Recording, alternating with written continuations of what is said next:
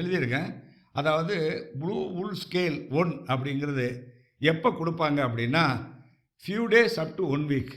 ஒரு நாள்ல இருந்து ஒரு வாரத்துக்குள்ள அந்த கலர் ஃபேட் ஆயிருச்சு. அந்த கலர வந்து பார்த்தீங்கன்னா ஃபேட் ஆயிருச்சுன்னா, அதாவது 1 வீக்குக்கான சன்லைட்ட குடுக்கும்போது, கலர் ஃபேட் ஆகுது அப்படின்னா என்ன அர்த்தம்?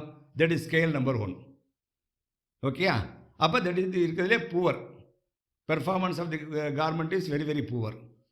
சரி, அது மாரி 2 மடங்கு ஒரு 15 டேஸ் 20 டேஸ்க்குள்ள என்ன சன்லைட் வந்து வந்திருக்குமோ, அந்த 20 நாள் நம்ம துணிய வந்து வெயில்ல காய போட்டிருந்தா எவ்வளவு சன்லைட் வந்திருக்குமோ, அந்த சன்லைட்ட குடுக்கும்போது என்ன கலர் வருது அப்படின்னு நம்ம சாம்பிள்ல வந்து டெஸ்ட் பண்ணும்போது, அது வந்து it is being given as a 2 scale.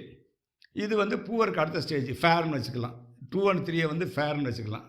அதாவது 3 டூ 6 வீக்ஸ் அப்படிங்கிறது லோ அப்படின்னு போட்டிருக்காங்க. இது வந்து புவர், இது லோ. ஸோ அப் டூ